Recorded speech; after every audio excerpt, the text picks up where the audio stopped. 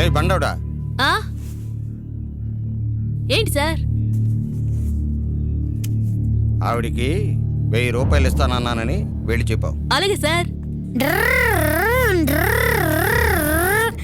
అక్క అక్క, ఆయన నీకు 1000 రూపాయలు ఇస్తారంట. రమ్మని చెప్పు. అలాగే అక్క.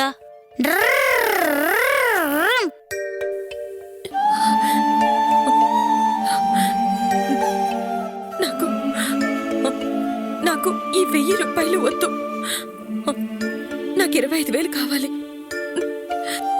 ఎక్కడైనా పాచి పని చేసి మీ డబ్బులు మీకు తప్పకుండా ఇచ్చేస్తాను. అంతేకాదు, వడ్డీగా మీకు ఇష్టం వచ్చినప్పుడల్లా నువ్వు అడిగిన డబ్బు మళ్ళీ వచ్చిస్తాను.